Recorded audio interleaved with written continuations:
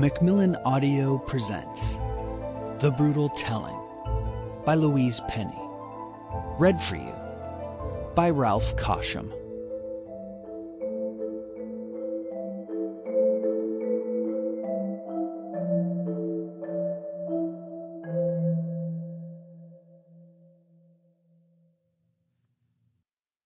This book contains the following dedication. For the SPCA Montérégie and all the people who would ring the bells of heaven. And for Maggie, who finally gave all her heart away. 1. All of them? Even the children? The fireplace sputtered and crackled and swallowed his gasp. Slaughtered? Worse.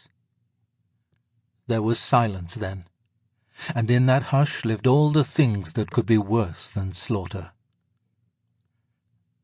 Are they close?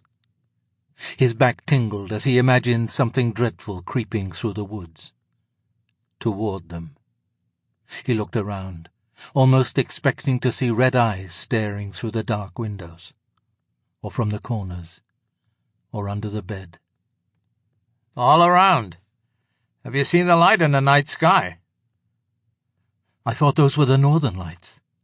The pink and green and white shifting, flowing against the stars, like something alive, glowing and growing, and approaching. Olivier Brûlé lowered his gaze, no longer able to look into the troubled, lunatic eyes across from him. He'd lived with this story for so long, and kept telling himself it wasn't real, it was a myth. A story told and repeated and embellished over and over and over, around fires just like theirs.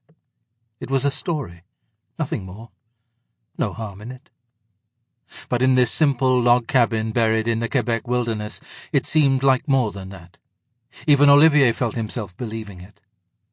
Perhaps because the hermit so clearly did. The old man sat in his easy chair on one side of the stone hearth, with Olivier on the other.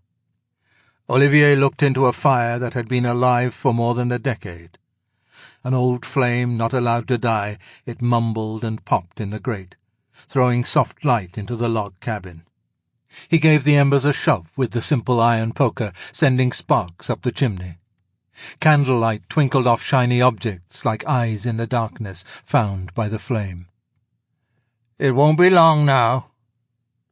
The hermit's eyes were gleaming like metal reaching its melting point. He was leaning forward, as he often did when this tale was told. Olivier scanned the single room. The dark was punctuated by flickering candles throwing fantastic, grotesque shadows. Night seemed to have seeped through the cracks in the logs and settled into the cabin, curled in corners and under the bed. Many native tribes believed evil lived in corners, which was why their traditional homes were rounded, unlike the square homes the government had given them. Olivier didn't believe evil lived in corners. Not really. Not in the daylight, anyway. But he did believe there were things waiting in the dark corners of this cabin that only the hermit knew about. Things that set Olivier's heart pounding. "Go on," he said, trying to keep his voice steady. It was late, and Olivier still had the 20-minute walk through the forest back to Three Pines.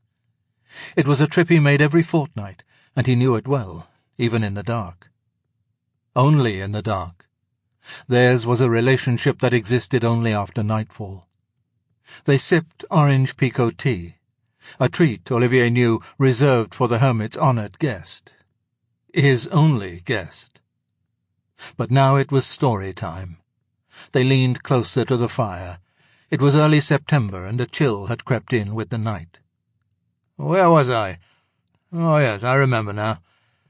Olivier's hands gripped the warm mug even tighter. "The terrible force has destroyed everything in its way, the old world and the new. All gone. Except... Except? One tiny village remains, hidden in a valley, so the grim army hasn't seen it yet. But it will. And when it..."